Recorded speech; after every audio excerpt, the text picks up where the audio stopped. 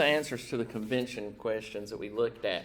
First problem was you got a number that you need to divide by 7 and get a remainder of 4. Well, the first number that comes to my mind there is 11. So I'm going to take 11 and divide it by 7 and I get a remainder of 4. Now, the next thing in the instruction says is you take that number and you multiply it by 5, which would yield 55 as my value. And now take that number and divide it by 7.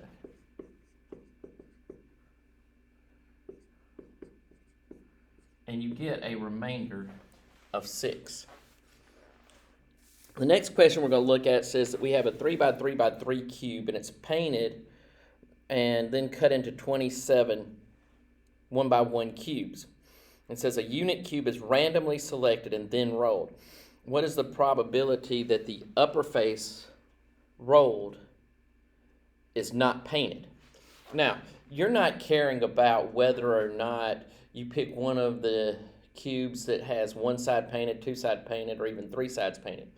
You're just evaluating the number of totally painted sides to the total number of sides.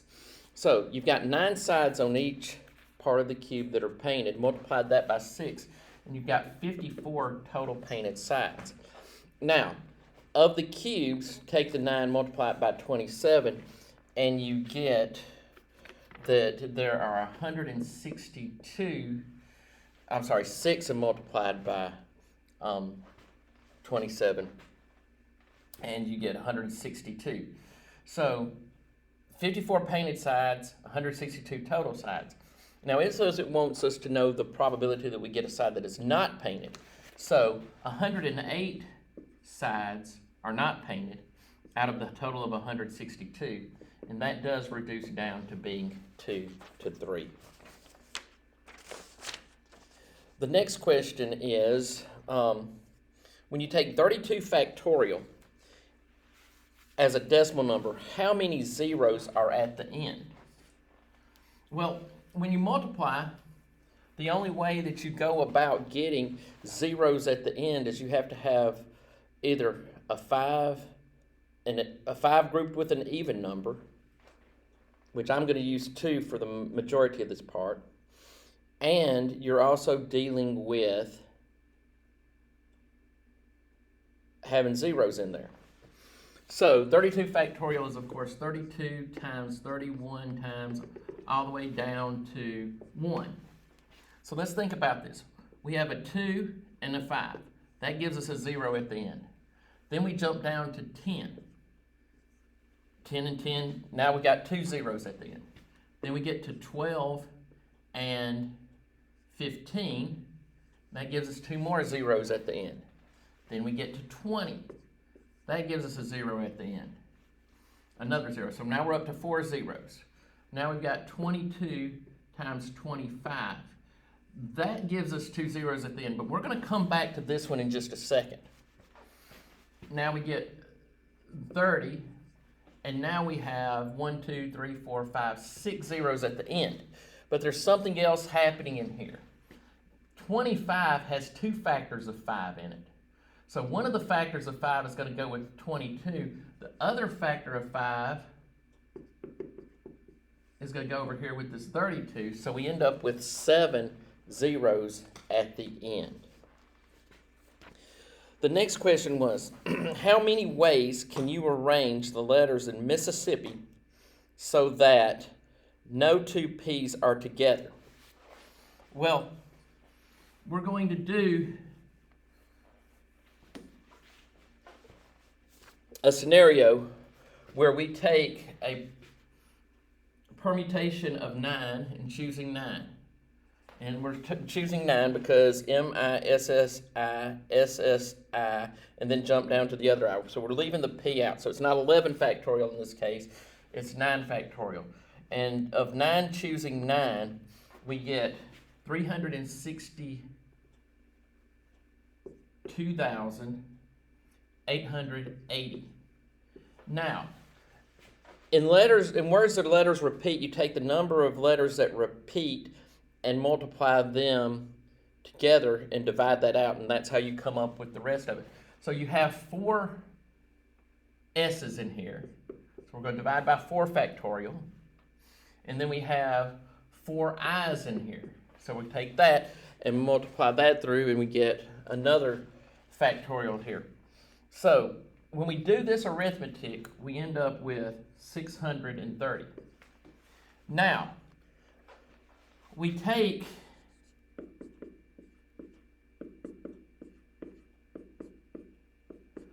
the p's, and we realize that we could put p, the p's just can't be next to each other, so we could put a p here, and it would be grouped with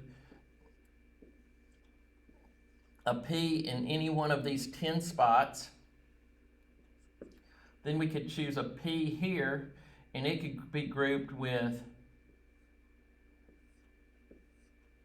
9 other positions, and then so forth, 8 all the way down. So we have 10 plus 9 plus 8 plus all the way down to 1, and that gives us 45. So 10 plus, or I'm sorry, let me start back over. 630 times 45 will give us 28,350. Moving on to the fifth question. The fifth question is a logarithmic question. Again, Algebra 2 students, do not feel bad if you do not know some of this material right now, because you will be getting to it eventually. 3 to the x equals 42. When you take your Algebra 2 test, you will not see these types of questions on there unless it's something that you're going to cover between now and the time of convention. And we have 42y equals 243. And from this, we want to know what x times y is. This is probably the question that most people got right. Now, I may not work it the way you worked it, but I'm going to do a logarithm. This written out is the log base 3 of 42 equals x. Which, if you want to solve this out using the change of base formulas, this is says the log of 42 divided by the log of 3. All right, that is x. Y is the log base 42 of 243. So here we have, as written as a change of base, we got the log of 243 over the log of 42. Cross multiplying those would cancel out.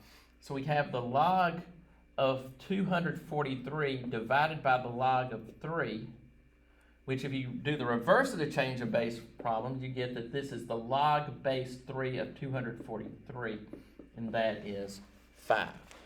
So that is the solution there. Question number 6 I'm going to do, and then I will stop this video and start another one. And I know I'm flying through this, trying to get everything on one video. You had 9 dots. No, 16 dots, sorry. Arranged in 4x4, perfect. So we wanted to know from this, it says 4 points are randomly going to be chosen. So from these 16 equally spaced figures, what is the probability that the 4 you pick will form a square? Well, if we take the 1 by 1 squares, 1, 2, 3, 4, 5, 6, 7, 8, 9, we have 9 1 by 1s. We also have 1 4 by 4. That's the whole outer. Pick this dot, this dot, this dot, and this dot. That would make a square. Now, aside from that, we have some 2 by 2 squares in here.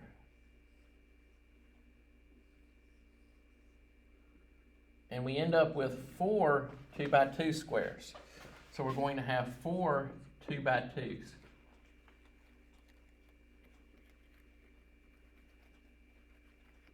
All right, now that's not all of the squares at this point, because the diagonals can also be used as the 4 points. So I have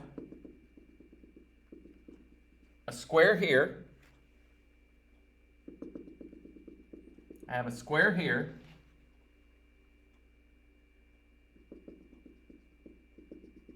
I have a square here, and I have a square here.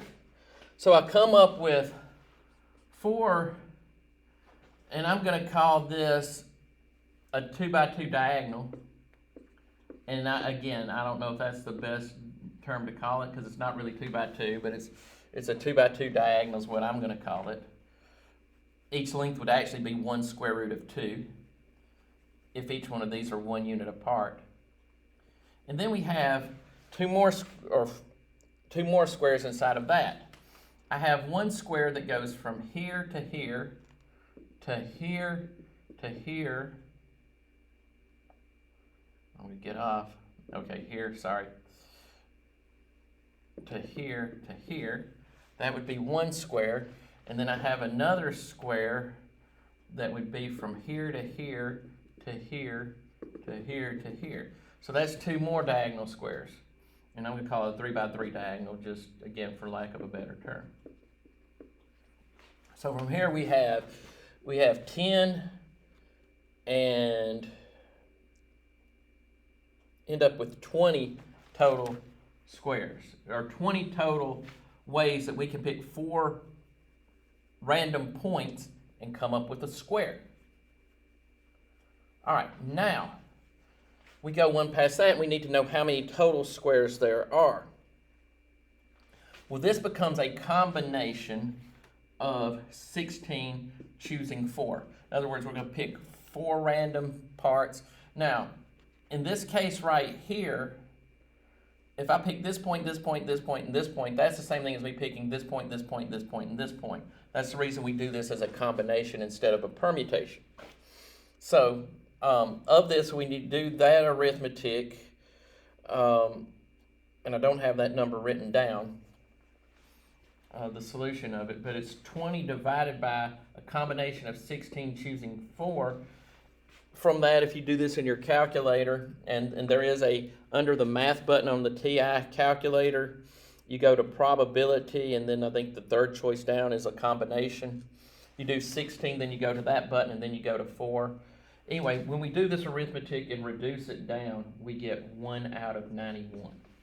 So, I will be putting the remaining videos on another, we may have to do 2 more videos, but I will be getting those to you.